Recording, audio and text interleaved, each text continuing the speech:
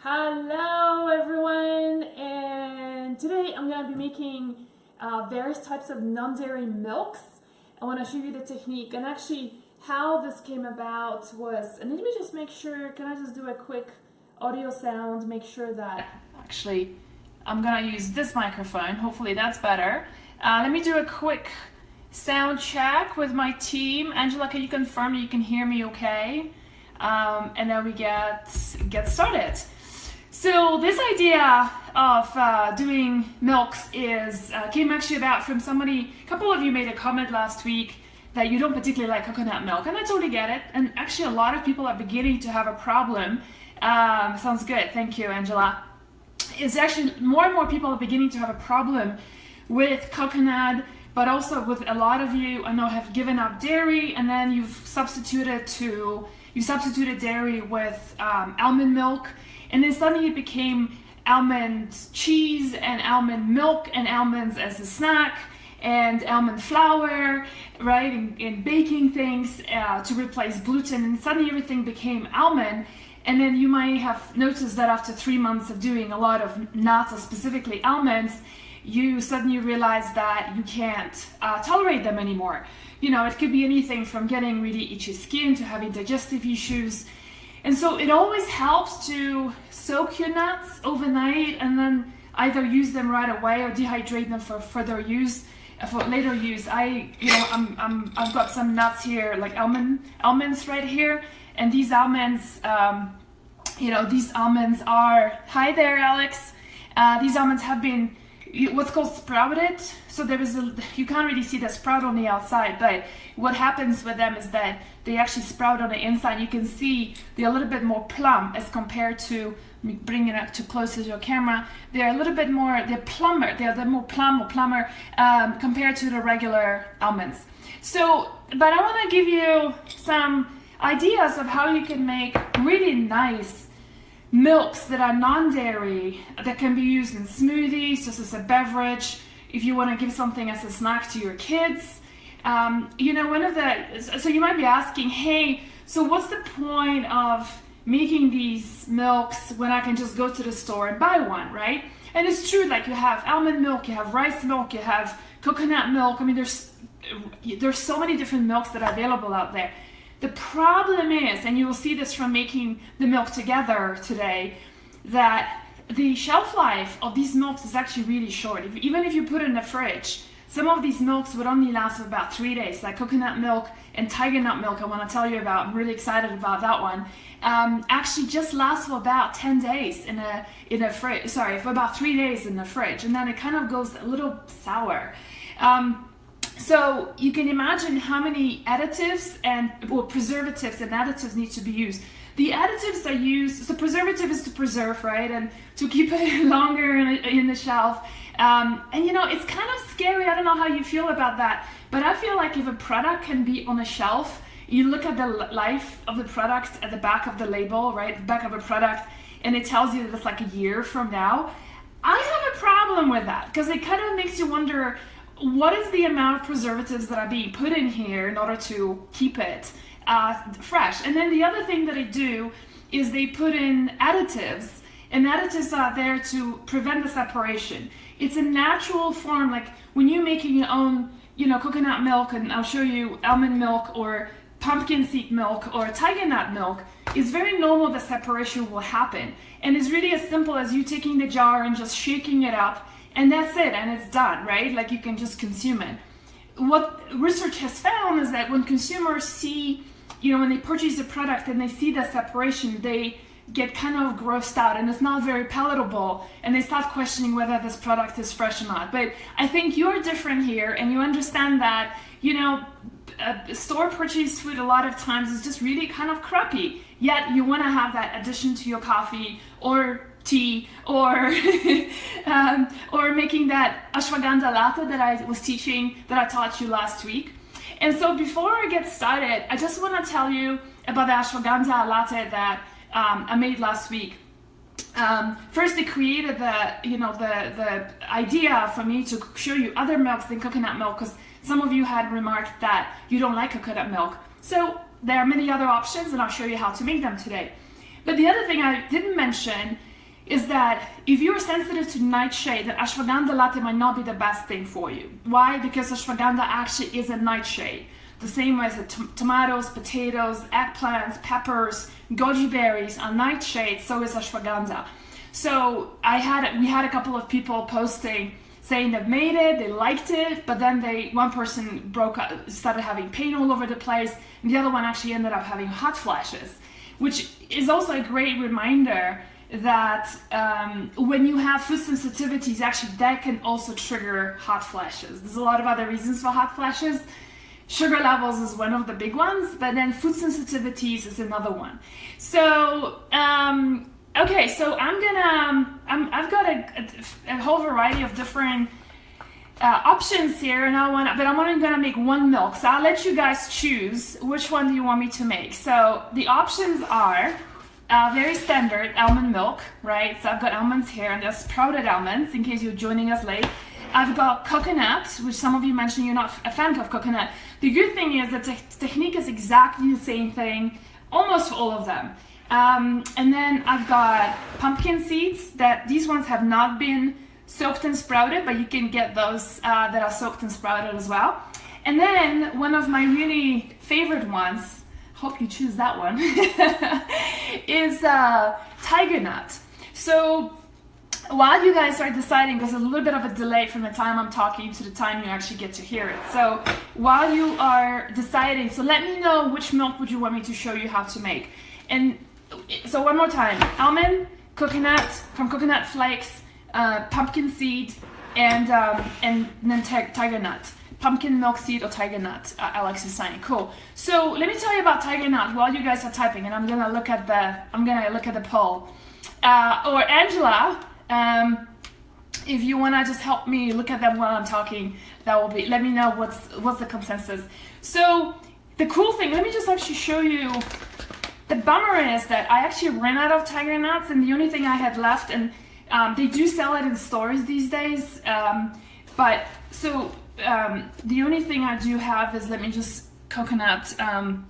Okay, so let me show you what this looks like. So these are already pre-cut, and they kind of look like almost like oatmeal, you know, or rolled oats, right?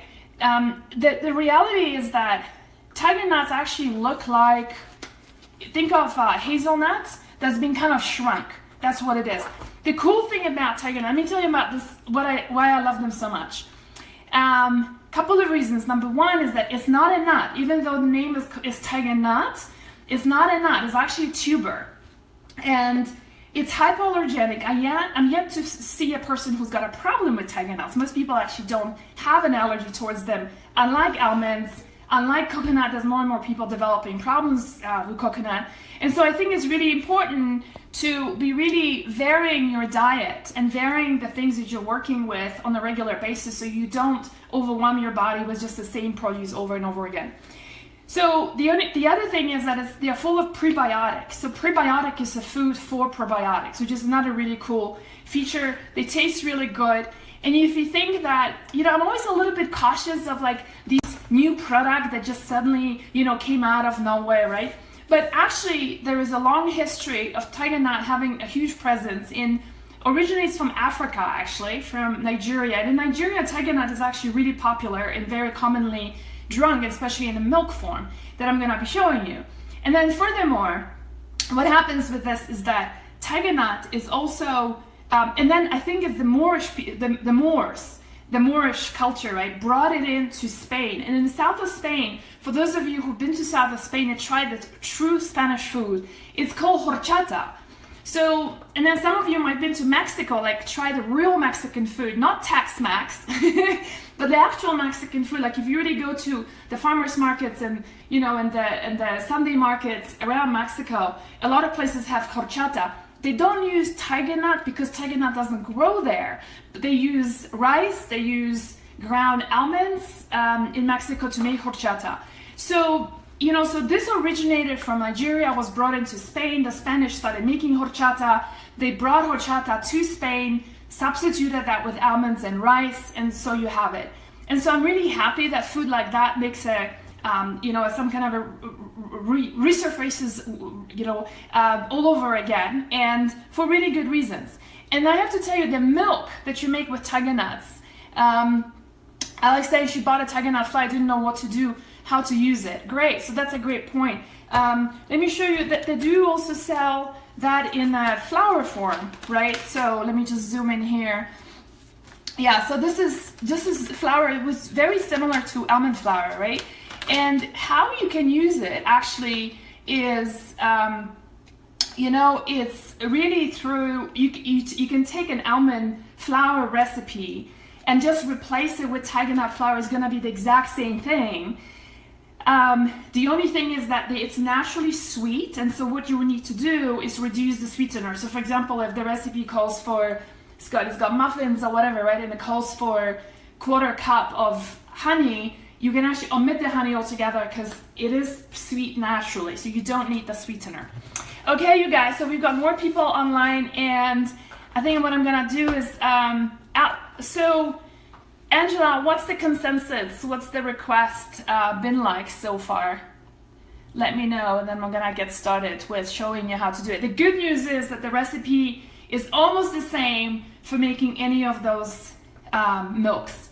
So I'm just gonna wait for Angela. And what questions do you guys have in regards to mix? What do you typically consume in terms of these different nut milks? What do you like? What do you keep in the fridge? And do you make it yourself or do you buy it in the store?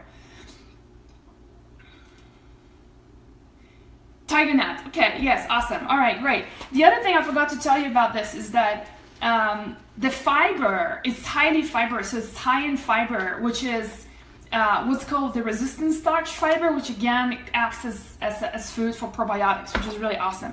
So, the recipe is really as simple as you're having a high-speed blender, and I do recommend, like I'm using Vitamix here. Renee is saying she's buying it in the store. Yeah, I think most of us do. Until you learn today, and then you'll see how different it tastes and how much better it actually tastes when you make it yourself. So the recipe is really simple. What you want to do is you want to use a cup of whatever nut or ingredient that you're using. So you can use the same thing with pumpkin seeds, you can use sesame seeds, you can use hazelnuts. Actually, if you can do nuts, hazelnuts are my absolute favorite. And one more thing I forgot to tell you, for those of you who are on AIP, you can use tiger nut flours for AIP as well. Kenzie saying she hasn't been brave enough to make coconut milk, any milk or nut milks yet, wondering about it for a long time. So voila, you see, this is gonna be just ridiculously easy. So 1 cup of tiger nut flakes in this case. This is, by the way, Angela, if you can post the link, I like to buy them in Thrive on Thrive Market because then it only costs $8 for a pack versus $12 that you buy it online and in stores. And I've seen it in Whole Foods and various other health stores are beginning to carry. The brand that is becoming kind of popular is Organic Gemini. That's the one I'm using here. And then all you need to do is then you're just using 4 cups of water. This water is warm. I would never put a hot water in a plastic container. The warmer the water is, I feel like the more you're drawing out the goodness out of the flour, the ingredient rather. And then, this is really your base. And then everything else after this is pretty much optional. For example, one of the things you could do is put a date in, and I did not cut up this date and it's kind of dried up. So my silver nut, now I'm having a problem. And this is as a natural sweetener, right? And I like to use a date versus, for example, honey or maple syrup, because I'm also getting that way the fiber in. Okay, so I'm just putting in 1 date in it.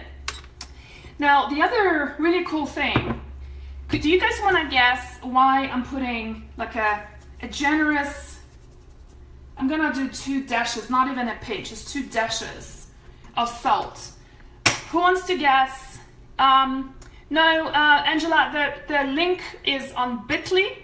It's a Bitly link to Thrive Market. Could you just put up that link?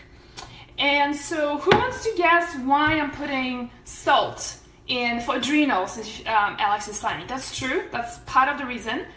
There's another reason why I'm doing that. Who wants to guess? And so, let's see. You know, the other thing we could do, actually, right away, is just add a dash of vanilla extract. I'm using one from Madagascar. I'm using probably about a teaspoon of just to flavor. For minerals, Gaia is saying, yes, but not only. Close, but for flavor, you're not gonna taste the salt. But you know what's cool about salt? Is that salt brings out the sweetness that you're using. So that way you can use less sugar. As you know, I'm on a big mission to get you off sugar as much as I can. Because sugar really can mess around with, with your hormonal balance, with candida, gets you tired, gets you addicted. A whole bunch of it. You sleep worse when you're addicted to sugar. For preservation, you know, it's a good point, but I don't think it's enough of salt here to preserve it. Good guesses, but it's basic to enhance the flavor. So one of the things you can do is, like, for example, if you're making a smoothie, we're adding a dash of salt. A dash is like a double pinch, right? Like a generous dash of salt is going to amplify all the sweetness from the fruits, for example, if you're using in a smoothie, and that way you don't have to add all that additional honey or maple syrup. Try it out. It's really kind of useful. So you want to blend this for like a really good minute. I'm not gonna probably go for as long as you guys are gonna get really bored, but I'm just gonna give it a spin for a little while, and then I'll show you next what to do.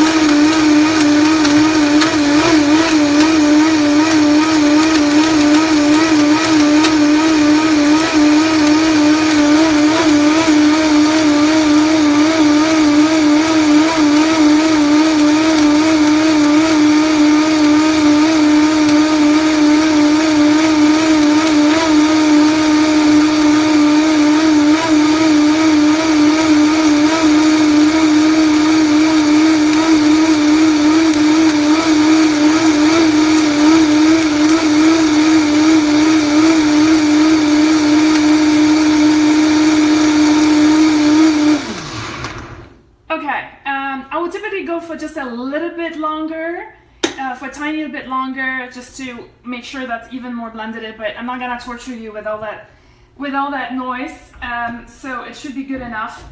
So before I start straining, because really the next thing to do is just to strain it, and that is it. I want to show you there's various different types of nut milk bags you can purchase, and you know, this is like the cheap stuff. And what I've experienced is that when you start using it often and you start squeezing it, oftentimes the cheap ones break really quickly. That's another one that's kind of like, I bought it as a sort of a temporary bag. I was doing some demo and I was out of bags. That's not the best one. My favorite, and I really don't remember the brand, you just go to Amazon and start looking at the reviews, but my favorite is really this one here, and I've used this for like probably over a year now. And you want to have something that's really solid and strong, because we're gonna be pressing a lot on this. There's pressure that is put on the material. So the next thing we want to do, I'm just using a sieve, as you can see, and the large measuring come from Pyrex. I'm just gonna pour it into the nut milk bag.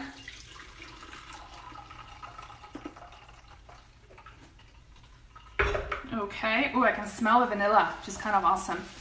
And then, I always feel like, every time I'm pressing on this, I feel it's like I'm milking a cow.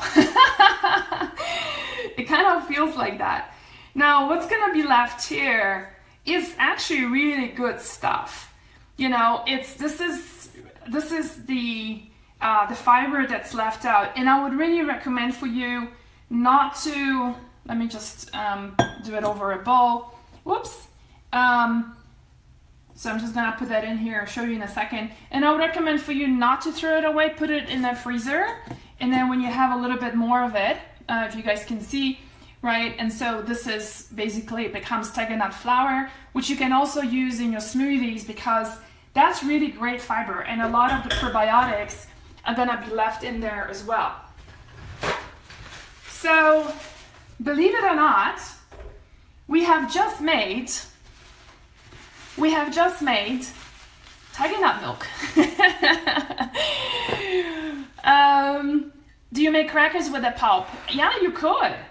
You know, it's a great idea. Like, I would ground up maybe some flaxseed and then dehydrate them. To, you know, put it together, put some spices to it, and then just dehydrate them. Let's see. You know, we could have put in some ground cinnamon, which I didn't do, but that was always an option. You could do that, and we could even maybe do it now. No harm.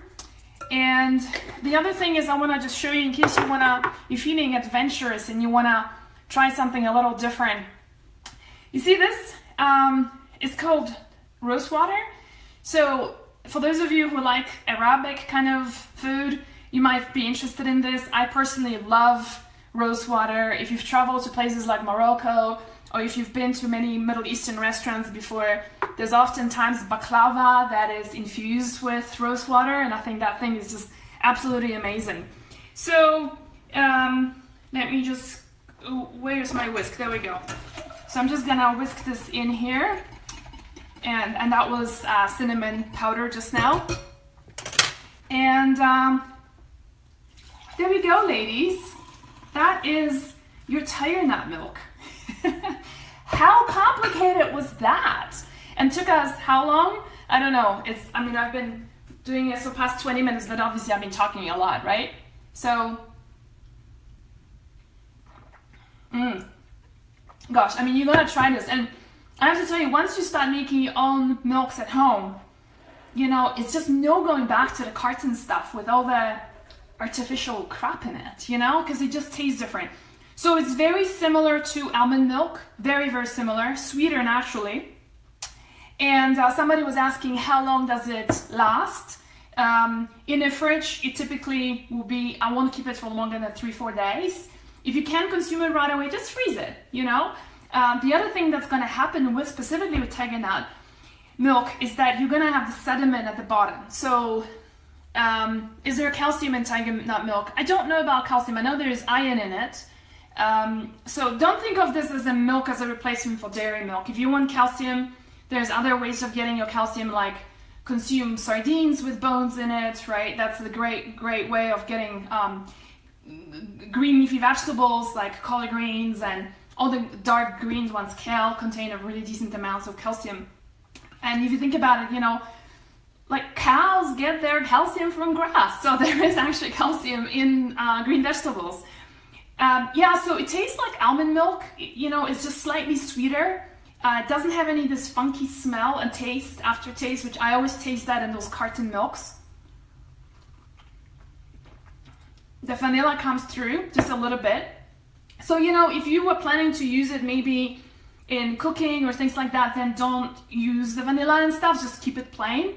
Yeah, so that was that. And so to make, you know, now to make milk out of nuts, any kind of nuts. So my hazelnuts is my absolute favorite. You can make it with hazelnuts, you can make it with sprouted almonds. Walnuts I do not recommend because it becomes really bitter. The skins on the walnuts just impart this really bitter flavor, and that's not a nice milk at all. Macadamia, expensive, but really wonderful milk as well. The same method I was showing you, you can use that for coconut. Here in this case, the coconut that I like to use, you can actually use fresh coconut, if the old one, the brown ones, not the young yellow ones, right? The older one, the pulp inside, that is really wonderful. But you know, for a lot of times when I make my own coconut milk, I'm just using coconut flakes in this form here, and that makes a very decent milk, you know. And the method is exactly the same what I showed you. The variation will come for things like seeds. So for example, when it comes to pumpkin milk seed, which is, you know, really a wonderful, I mean, is a really great tasting milk, and as well as sesame seeds is another, excuse me, another milk that you can try. It's got a specific flavor to it as well, so it's a little bit of adjustment of taste, if you may. Pumpkins are really nice. The only thing with them is that you will see is that the pulp becomes so integrated with the water that you actually do not need to use a nut back at all. Even if you do, there's going to be nothing left at the end of it. So, and then it becomes a real thick, nice milk as well, which is actually really tasty and healthy. You know, I love using pumpkins. We use pumpkins as for seed rotation to help you rebalance your cycle, for those of you who know seed rotation. Yeah, so what questions do you have for me today? And for those of you who are joining us late, I just made tiger nut milk. Somebody was asking about the benefits. The benefits are a lot. It's full of prebiotics. It's not a nut. It's hypoallergenic. Makes a wonderful flour. Makes wonderful food to be substituted.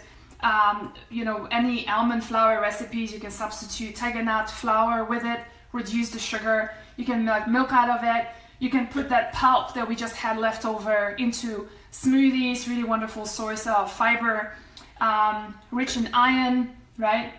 And it just tastes really good, you know. The only thing I would say that is not so crazy great is that it's pretty expensive. So that's why I was recommending for you to get it from, you can get it online quite easily, but then it's like 12 bucks, 13 bucks, depending on where you shop. If you go to Thrive Market, I just looked it up, it's only $8 for a bag of tiger nuts. So you can get it in a few forms. And Angela, have you put up that link for Bitly tiger nuts?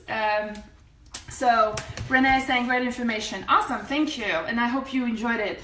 So and by the way, you can totally serve this over ice. And summer is coming, you know, not everybody wants to have a drink that is that rich, but you know, that's how horchata is actually. Who here has tried horchata? Like, have you been to a real, like a Mexican market, or in Mexico, or maybe here? Like when you go and really get into a market with no white Americans go, it's only the Mexicans go. Let me show you, there's definitely gonna be horchata. And typically what you will see is this big container full of ice, and horchata is then served in this, you know, over ice. It is very sweet though, I have to warn you. So it's not the sweet that you probably want to be consuming.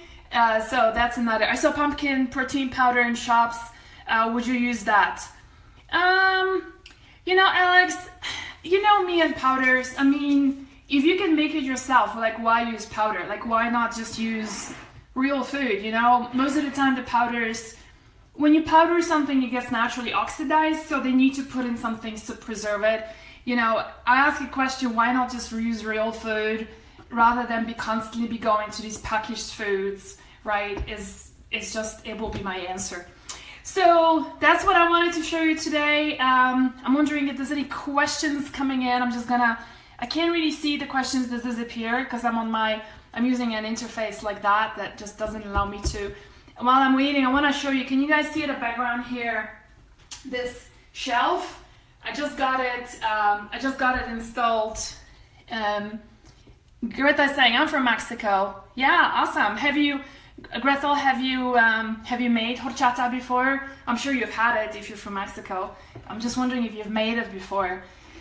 Yeah, so this is my new spice box, and I just love it because it's got all my spices there. And it's, you know, I love to work with spices and working with spices. So by the way, you can really modify that milk that we made today by adding whatever you like. You know, I did it with vanilla and cinnamon, which is like very standard and safe. But you can add on cardamom, you can add on star anise. You know, you could put in even a little bit of pepper in it if you wanted to. So really, there's so many different variations that you can make for it. And you know, and what I really love about all this is that it gets you off sugar. It's not as sweet as the usual things. It gets you off additives, off preservatives, and that's one of the fundamental things when you want to heal your body and rebalance your hormones, is to get rid of as many toxins as you can. Gretel is saying yes, she has. Yeah, of course. If she's from Mexico, I'm sure she has. Okay, you guys, that's it for me. If you have no questions for today, I will see you next week. I'm thinking of making a drink with dandelion root and burdock, because there was a big discussion on on one of our forums, a private forum for people who've done my programs in the past called Hormone Thrivers. And there was a big discussion about how to use dandelion root and how to use burdock. So I'm going to be showing you how to make a dandelion and burdock latte next week on Friday. I am traveling from tomorrow onwards. I'm going to be a little bit pooped out on Friday, but nevertheless, I will be showing up here and making it with you because I think it's a very fun recipe. All right, everyone, have a wonderful weekend. I will see you next Friday.